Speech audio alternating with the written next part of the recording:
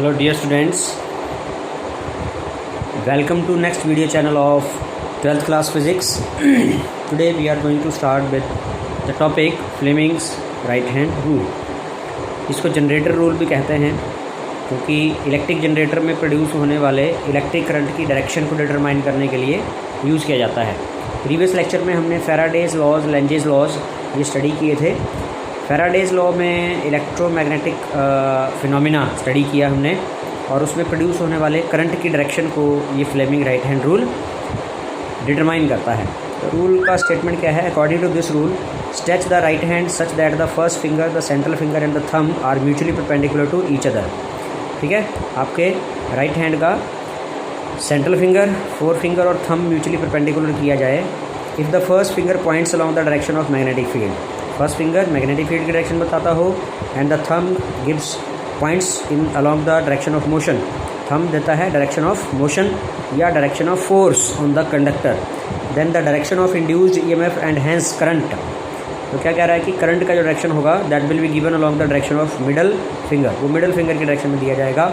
तो यहाँ पर इन अ नटशेल इसको एक अच्छे तरीके से याद रखने का जो फॉर्मेशन दिया है, direction of field along the first finger, direction of motion along the thumb and direction of induced EMF is along the middle finger.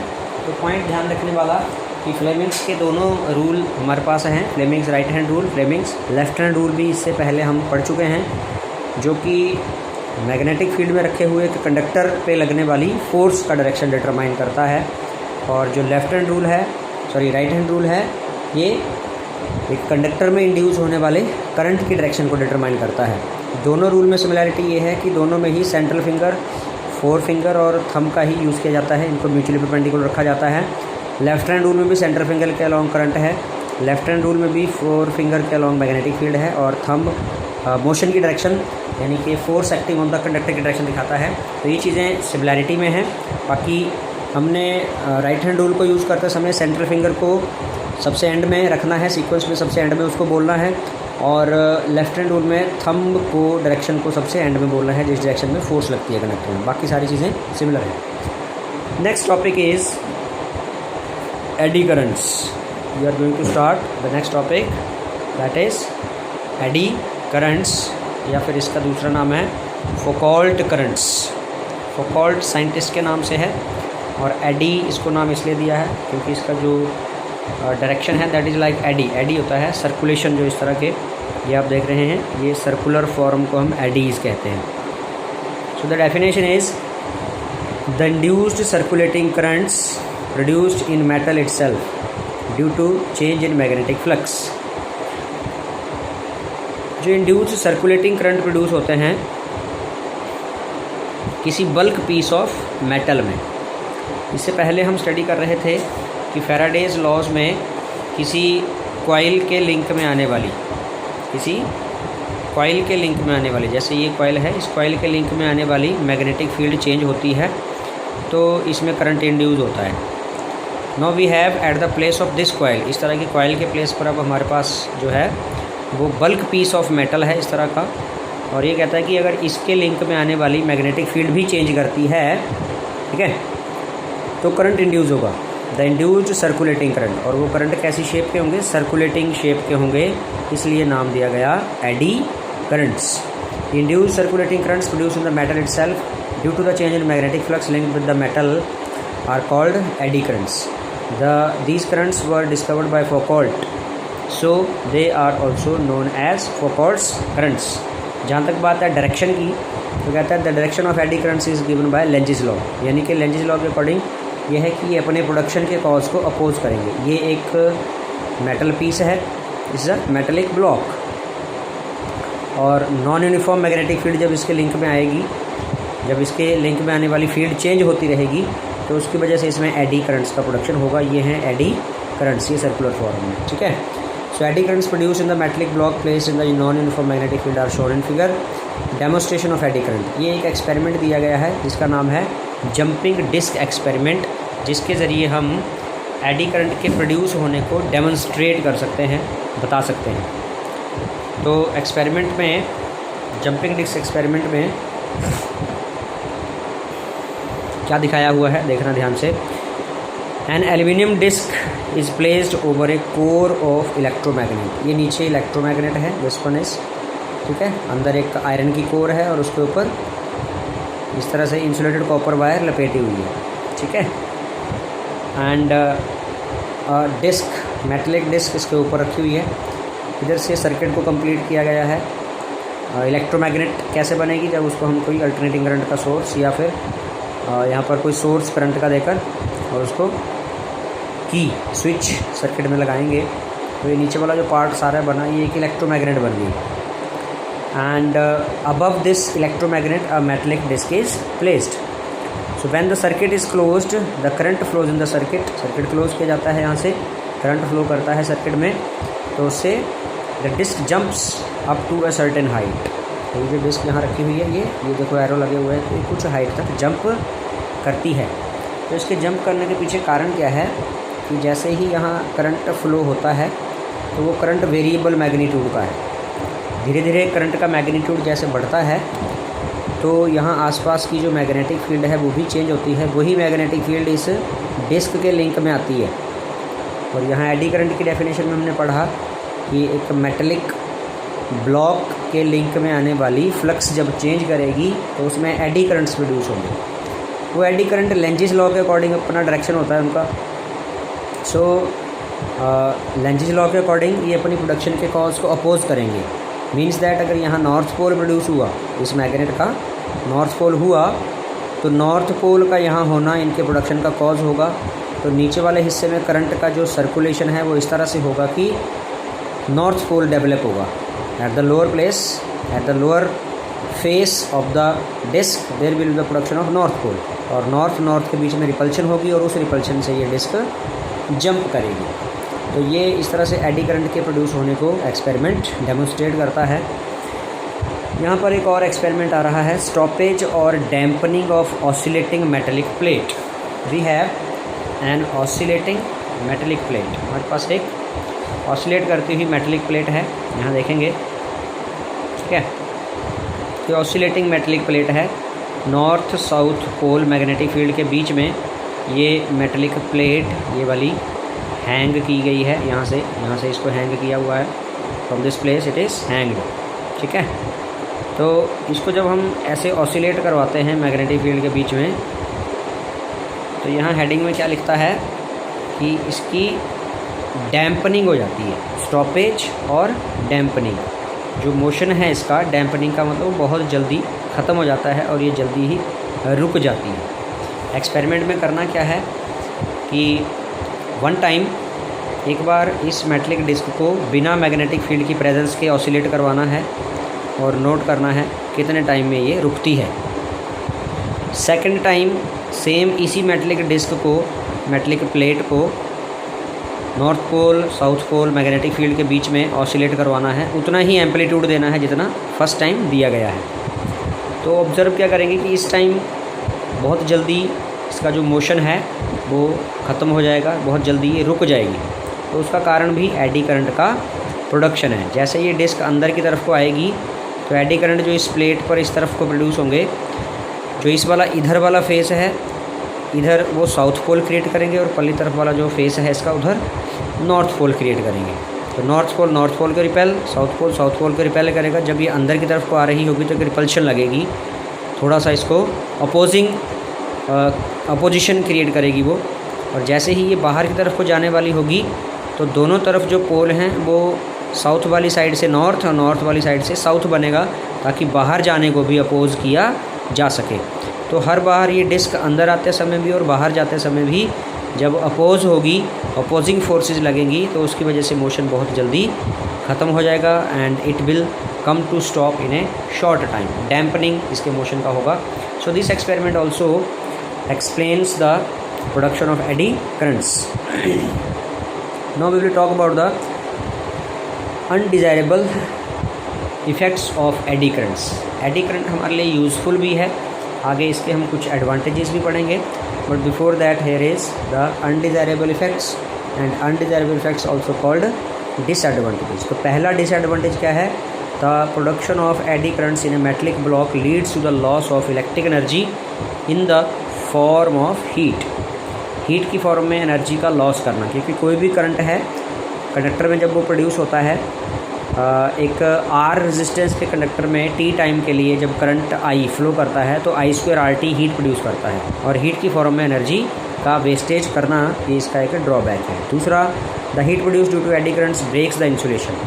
कई बार ये हीट इतनी ज़्यादा हो सकती है कि वायर के ऊपर जो इंसुलेशन लगा होता है, जो एक वायर को दूसरी वायर से टच होने से बचाता है, वो इंसुलेशन अगर पिघल जाता है used in the electrical machines और अप्लायंस, तो ये उसको ब्रेक कर देता है इंसुलेशंस को, और जिससे डैमेजिंग उस इलेक्ट्रिक सर्किट की हो सकती है।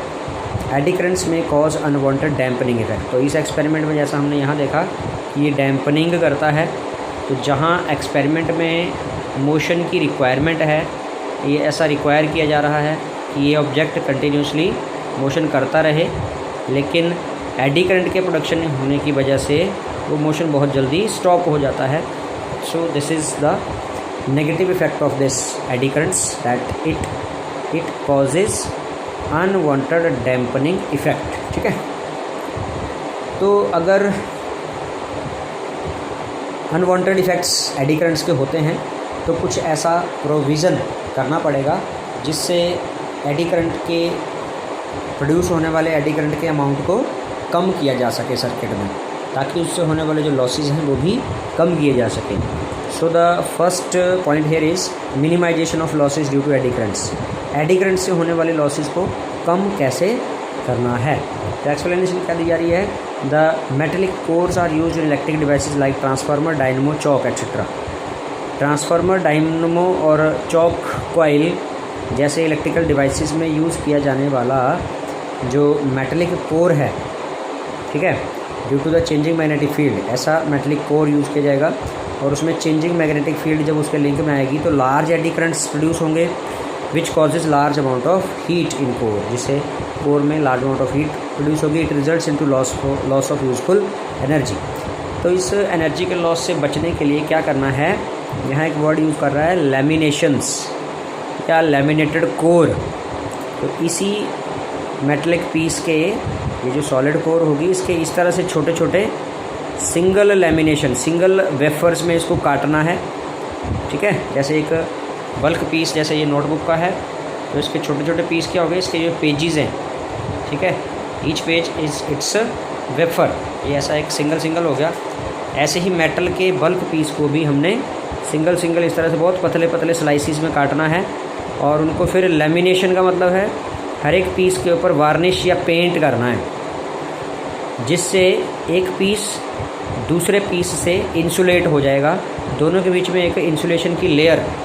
ठीक है, ये सारे पीसीज हैं, तो इनको ज्वाइन करने से पहले लैमिनेशन करना है। लैमिनेशन का मतलब है यहाँ पेंट या वार्निश करना है, जिससे एक पीस का करंट दूसरे पीस के करंट के साथ ऐड अप ना हो पाए। तो टोटल करंट का मैग्नीट्यूड जो है वो इस तरह से लैमिनेटेड आयरन कोर यूज़ करने से डिक्रीज़ हो जाएगा। एडी करंट का डिक्रीज़ होना मीन्स एडी करंट के कारण होने वाले लॉस का भी कम हो जाएगा। तो मेन जो वर्ड है यहाँ पर, by using the laminated core. तो by using laminated core we can decrease the losses which occur due to eddy currents. ठीक है, now we will talk about advantages और एप्लीकेशंस ऑफ एडी करंट्स। यही eddy currents कहाँ कहाँ useful हैं, इनके advantages क्या हैं।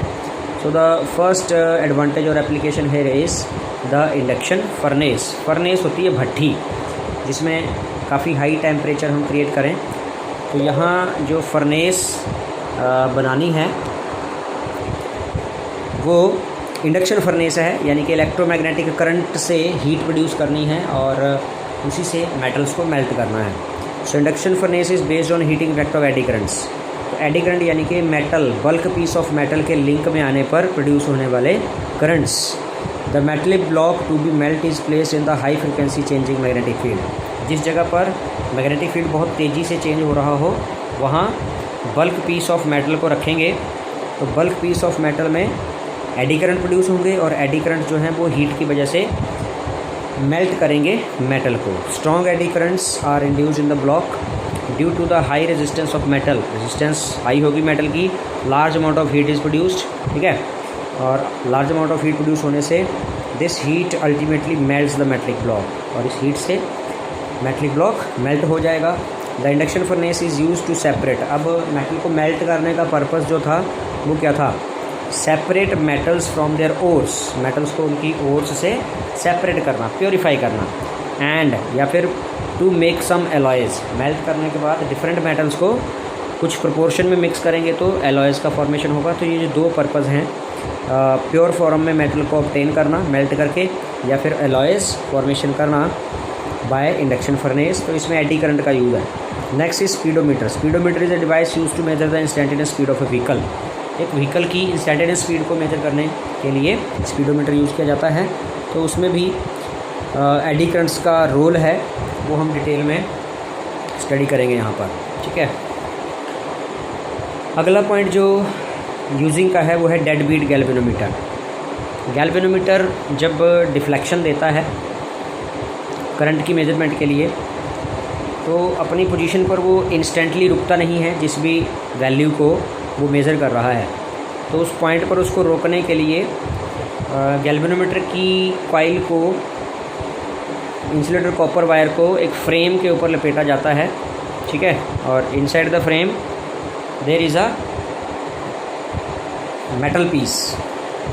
कि यहाँ पर देखना है कि गैल्वेनोमीटर की जो ये आपने कंस्ट्रक्शन वर्किंग पढ़ी है गैल्वेनोमीटर की, इस तरह के जो उसकी इंसुलेटेड नंबर ऑफ़ टर्न्स हैं कॉपर वायर के, तो इनको जिस फ्रेम के ऊपर लपेटा जाता है ये एक मेटल पीस है, ठीक है, इसमें is a metal piece.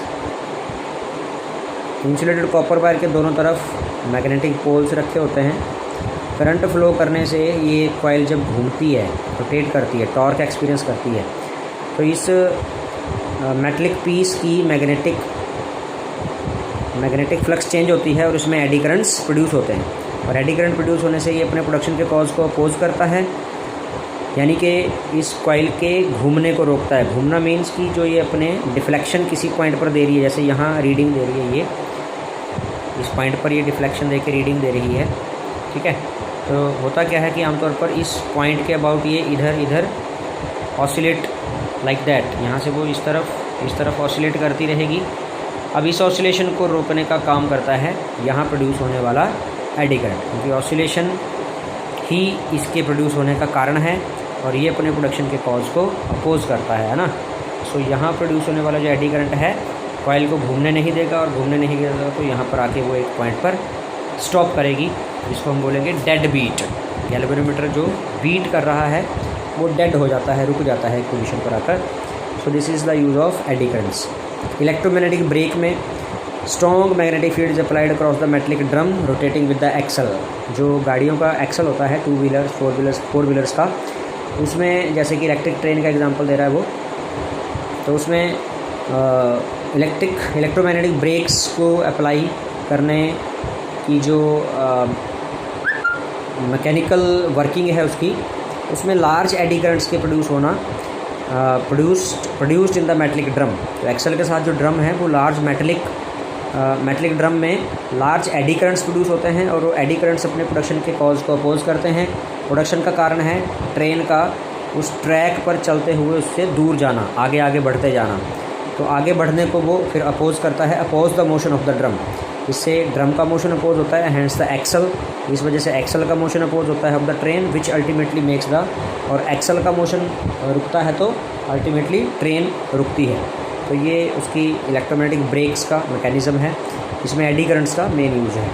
डायाथर्मी medical line में एक डीप हीट ट्रीटमेंट पेशेंट्स को, जहाँ जॉइंट पेन्स या ओल्ड एज में नॉर्मली जैसे ब्लड का सर्कुलेशन जो है वो थोड़ा कम हो जाता है, तो उसको उस लोकलाइज्ड पोजीशन को लोकलाइज करते हुए, जहाँ पर भी उनको स्ट्रेन है किसी टिश्यू में, ह्यूमन बॉडी में पेन है, तो उनको डीप हीट ट्रीटमेंट दिया जाता है with the help of eddy currents. So this type of treatment is called diathermy. और energy meter, concept of eddy current is used in energy meters. Energy meter जो घरों में इलेक्ट्रिक कंजप्शन को measure करने के लिए इलेक्ट्रिक मीटर्स यूज़ किए जाते हैं, उनको एनर्जी मीटर्स बोलते हैं। दे मेज़र द इलेक्ट्रिक कंजप्शन। तो उसमें कंजप्शन को मेज़र करने का जो मैकेनिज़्म है वो एडी करंट्स के साथ लिंक्ड है। तो ये कुछ एक पॉइंट्स थे जो एक्सप्लेन करते हैं एडी करंट्स, उनके एडवांटेजेस एंड डिसएडवांटेजेस। और डिसएडवांटेजेस को थोड़ा डिक्रीज़ करने के लिए, कम करने के लिए हम कुछ ऐसे उपाय भी कर रहे हैं, जैसे लैमिनेटेड आयरन कोर का यूज़ किया जाना। ठीक है, तो ये सारी चीज़ें आपने स्टडी करनी है। नेक्स्ट टॉपिक हम नेक्स्ट वीडियो लेक्चर में कंटिन्यू करेंगे। Till then take care, bye.